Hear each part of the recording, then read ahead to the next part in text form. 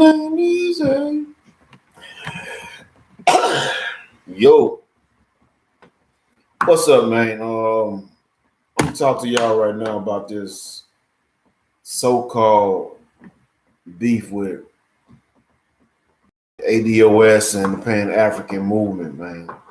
Or not Pan-African, the ADOS movement and Pan-Africanism. I hear a lot of cats talk about that. Well, they're upset and they're angry because Yvette Carnell said that Pan-Africanism was dead. Well, I'm telling you that Pan-Africanism is dead. Straight up and straight down. You say, why can I say that with all the great teachers they had? I say, look, our people is in a situation, and from my understanding, we're in this situation we're in. We're at the bottom of society for a reason. And we can't keep attaching ourselves to a failed system just because this particular system makes us feel good or because we have an emotional reaction to it or whatnot. I think that's extremely dangerous. And I think it's cowardly for anybody to think otherwise. You say, well, what do I mean by is being cowardly? It's cowardly because instead of building something here and establishing something here for your people and your family, you make an excuse. And that excuse is Pan-Africanism. We got to unite with all black people on the planet. And they keep saying this over and over and over again. But nobody has illustrated a plan or details or anything on how they plan to accomplish that, which is kind of ironic, seeing as how they are quick when other people are trying to do something. They want to critique them. These are the same people who want to critique them heavily, asking them for all type of receipts, all type of information so that they can verify this and verify that. And they not doing it themselves. You dig what I'm saying? They are not doing it. They are not doing it. They are not doing it themselves. And to me, that's a problem. That's a problem. So how you gonna tell me to do something you're not doing it yourself? Pan-Africanism is a form of escapism. That's all it is. It's a form of escapism. It's an avenue for people to run and make excuses, just like the Bible. Y'all talk about the Israelites and the Christians about their Bible, but Pan-Africanism is nothing more than a religion itself. Because when you look at our situation, people will run to the Bible, right? Now they'll run to the Bible, but Pan-Africans, what they do, they try to run to Africa. And at the end of the day, nothing gets done, nothing gets accomplished. Year after year after year after year. Now look, I'm a screenwriter. I write screenplays. That's what I do, right?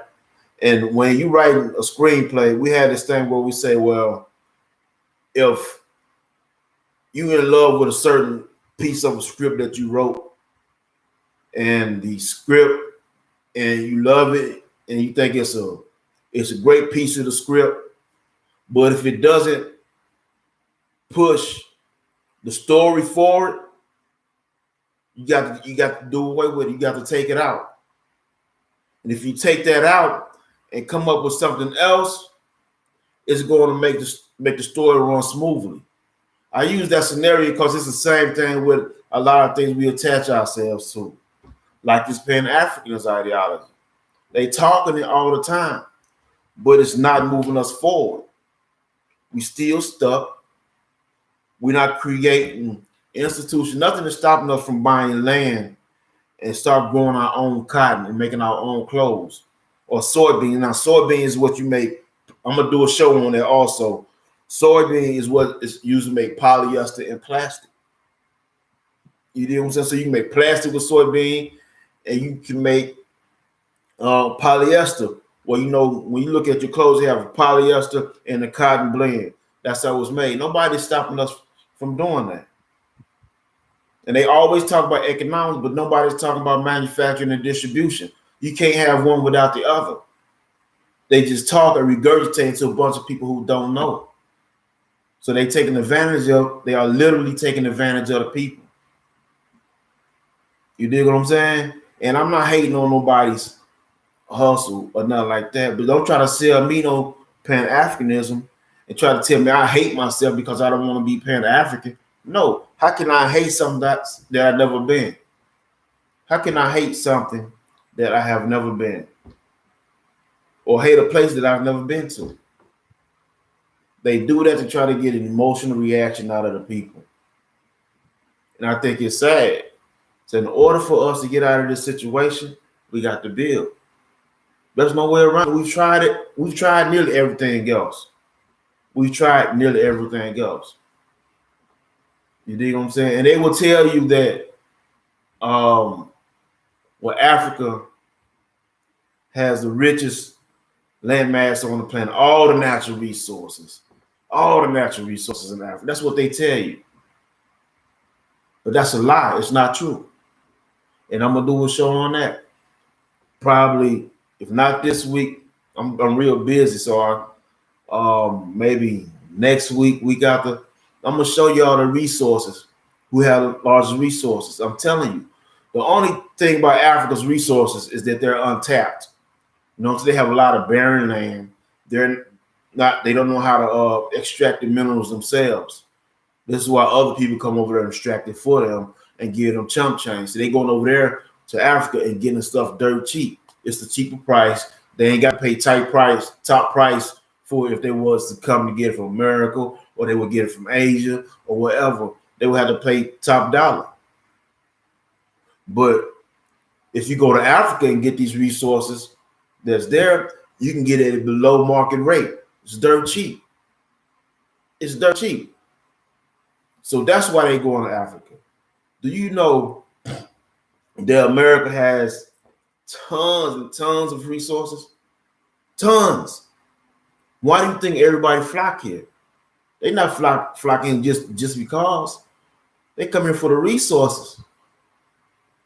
For instance, America, including North America, United States, is the largest producer of copper in the world. Copper. One of the largest producers of gold is in Brazil, not Africa. Now, Africa do have a lot of diamonds. America have a few diamonds, but they don't really harvest them like that. Africa has a lot of diamonds, but we can't eat diamonds. You can't eat diamonds. Diamonds is only important because people like shiny things. That's it. That's it. Resources is food, clothing, and shelter. And the U.S. is the largest producer of it. America is a large producer of it. You have, the large producer of copper in the U.S. In America. The large producer of silk is in America. Large producer of coal is in America. America is the second largest producer of iron ore, which where you make the steel industry. The second largest after Russia is America. The largest producer of meat is the United States.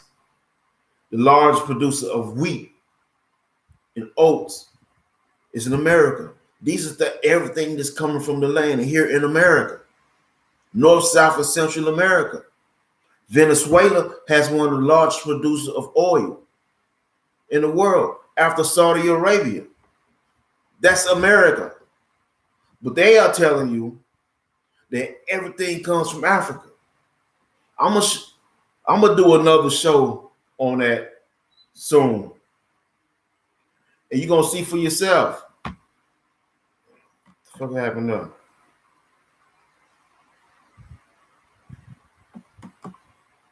Shit. What happened there?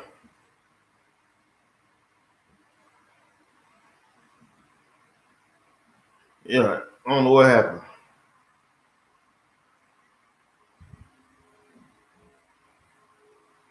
Hold on for a minute, man. Let me see something.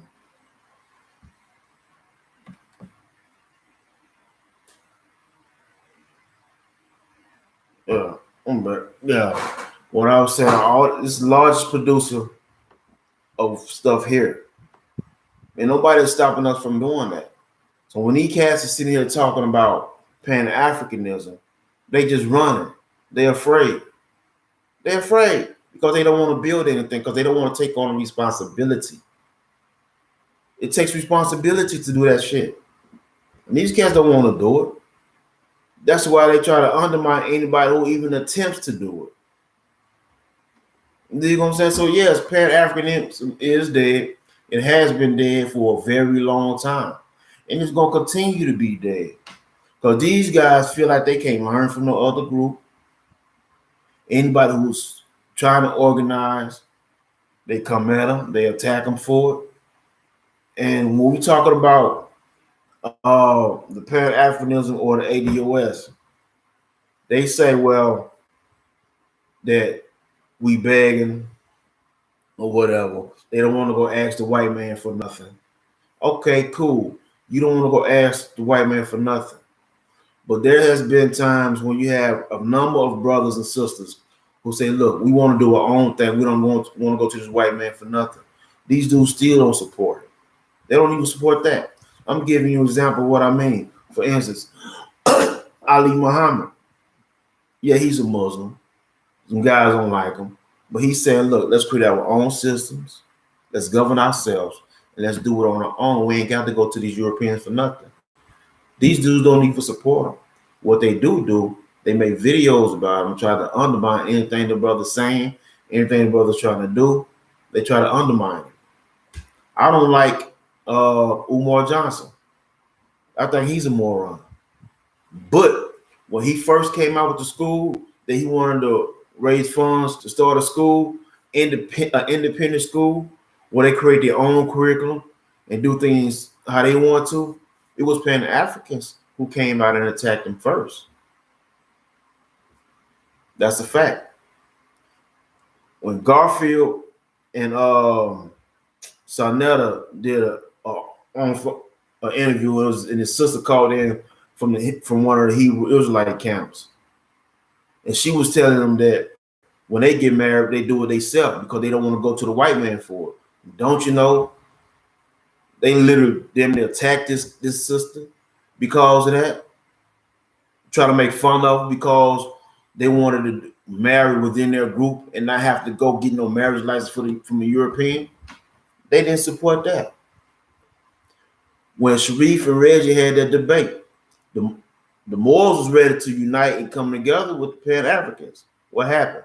Pan Africans started a fight. So it's like you can't win for losing. If you're don't go to these white folks, they got a problem. If you go to a white folks try to get something, they still got a problem. So either way, you can't win for losing. You can't win for losing. It's a crying shame, man. But this is just how it is. You can't have it both ways. So man, I'm not gonna be on here all night. What I'm saying is I'm gonna do some up-to-date videos and put some information out there. And before I go, let me say this. They talk about the Aboriginal brothers and sisters. And they say, well, they're not, they won't get nothing because they said slavery didn't happen. No, they misconstrue information. What they are saying is that Aboriginal people was enslaved first here. They was the first people to be enslaved before any Africans came here. Before any Africans came here. That's a fact. And the problem is we don't know American history. You can tell me everything about Amenhotep, Amun-Ra, and Sekhmet, and Bess, and all these people in Africa. But you don't know nothing about the continent where you was born, the states and the country where you was born. You don't know anything about that. And that is for a reason. It's for a reason. It's the reason why when you study history, they only give you one side of the story. Now I'm going to break something down to you that I haven't heard any Aboriginal talk about. Not shitting on them, brothers. I haven't heard any Aboriginal talk about. I haven't heard any Pan-African talk about. This is some shit that I've been studying, and I'm getting real deep into the studies. But let me say this, right? When I tell you that they're only telling you one side of history, they're telling you one side of history for a reason. Because you're not supposed to know the truth. They tell you how the white man enslaved you, strip you of your language, your culture, your knowledge of self. If they did all that, how you know you African? If they stripped you of all that shit, how the fuck do you know you African? The same person that gave you the Bible, the same person that enslaved you, is the same person that also told you that you were African. Now I'm finna break something down to you. They tell you, this is what I mean when they tell you that they this is what I mean when they say that they only tell you one side of the story. All right.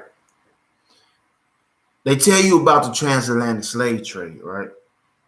When 12.5 million Africans supposedly came across the Atlantic Ocean, and 380,000 to 400,000 of them came here to the U.S. and North America, right? This is what they tell you, right? But what they don't tell you, that before the transatlantic slave trade, there was this thing called the Trans-Pacific slave trade. This is where a lot of these so-called Native Americans, these Mongoloids, got here. This is when a lot of them got here. And we're still digging with more information on that. But I've been researching like hell. And I'm going to give you a book. And I'm not going to do it right now. I'm going to release and I'm going to show you probably in the next week or so. I'm going to show you how these people got here, these so-called Native Americans, and how come you're not taught about this in history.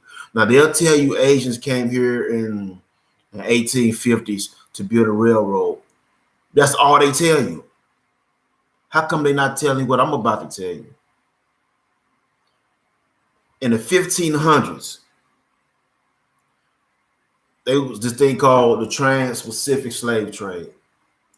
And this was the Spanish Empire in the Philippines, in Asia, when the Portuguese was kidnapping people and enslaving them. I hear some Pan-Africans talk about it, but they don't tell you where they was taking these people to. They'll tell you that they enslaved people and they was in, but they don't tell you where they was taking these people to. Well, I'm gonna tell you where they was taking them to. This is in the 1500s. This is before the so-called transatlantic slave trade happened in 1619. So in the 1500s, mid to late 1500s, they was bringing Asians here from the Philippines in Manila, Philippines, on the galleons, and they were shipping them over here to Mexico.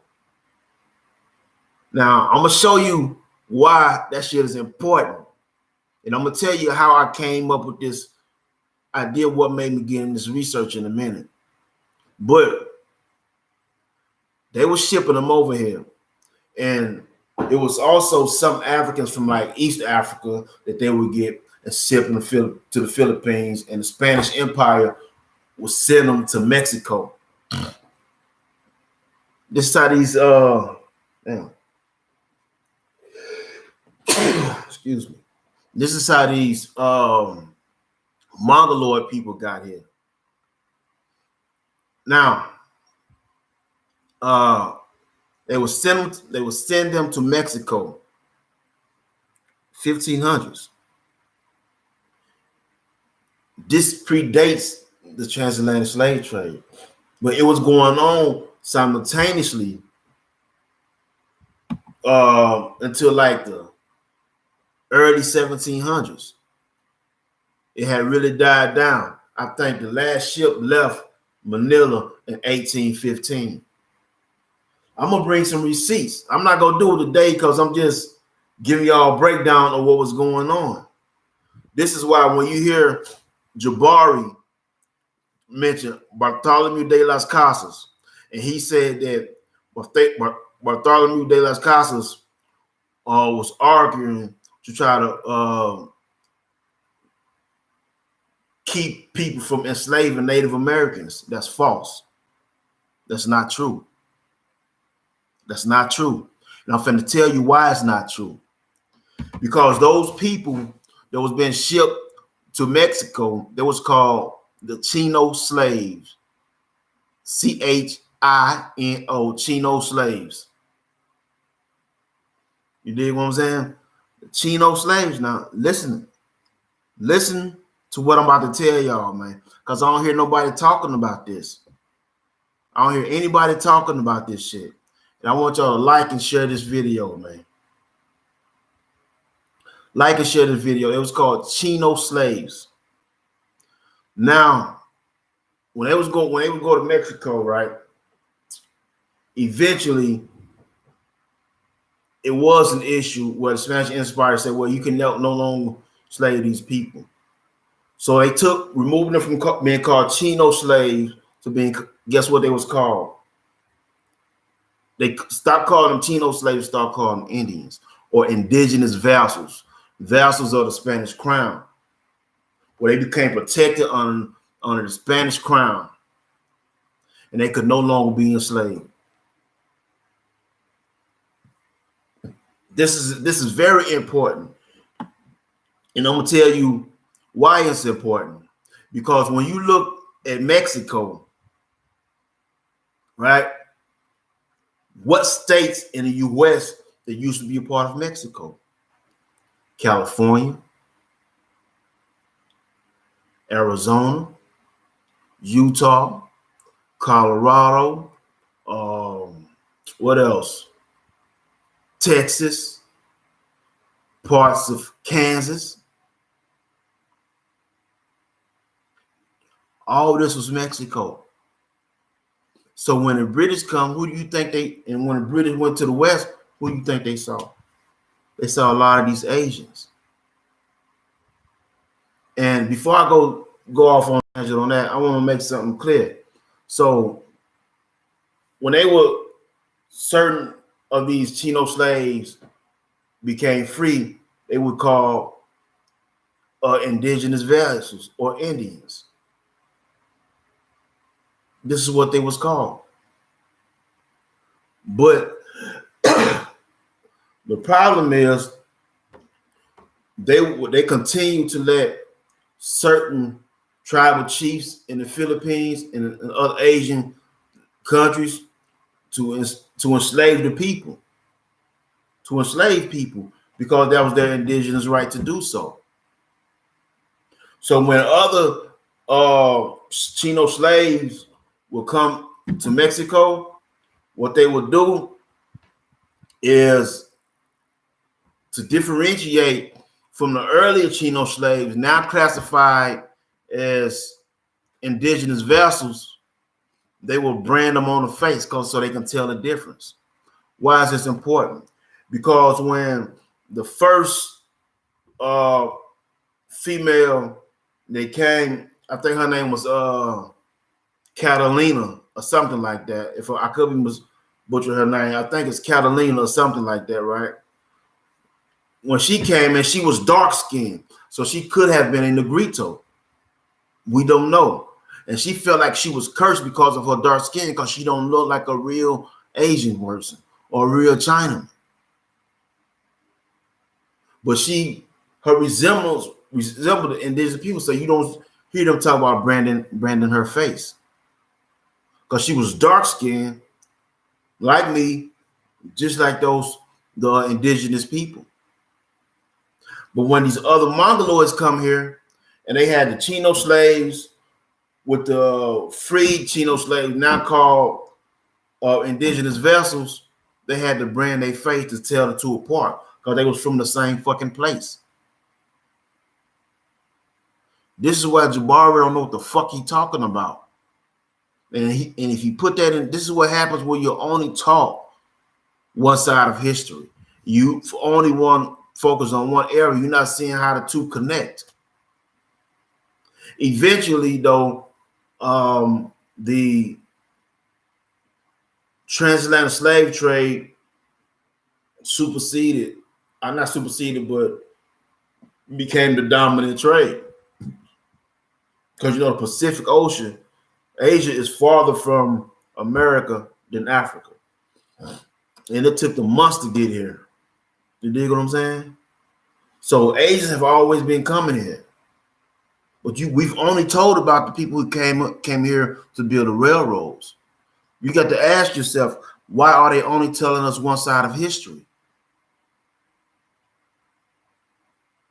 So I'm not going to keep y'all long, man, but I just want to kind of say, look,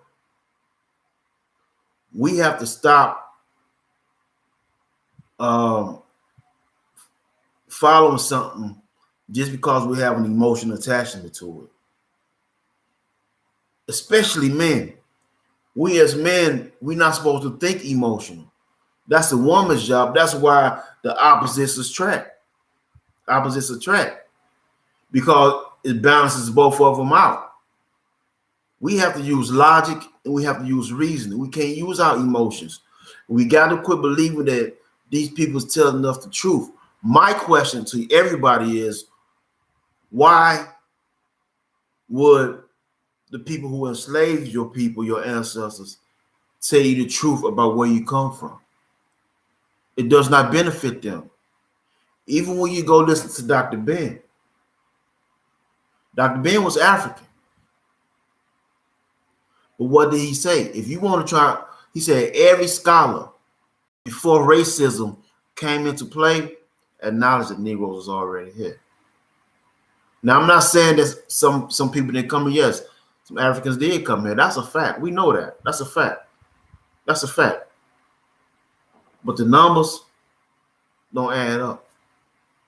If they tell you about these breeding farms, but with these so-called breeding farms, how are you gonna breed when it's more men than women? This questions y'all got to ask, man. We got the answer. So what I'm saying is this: there's a lot of research out there that we don't know. We wasn't taught in school. There's a lot of stuff we wasn't taught in school. An awful lot that we wasn't taught in school. And I'm gonna get into this roost thing because I ran across some information recently, and Jabari used that as a reference. Sankofa used that as a reference. Then he came back and tried to double down on it, and he was still wrong. And I'm gonna show you why he was wrong. He was wrong. I'm gonna show you why he was wrong. So, man, that's all, man. And I want to say, man, stay up, man. Welcome to the struggle zone, man. So I'm gonna be doing more videos and things in the near future, man. So share, like, and subscribe, man. Holler at you, man.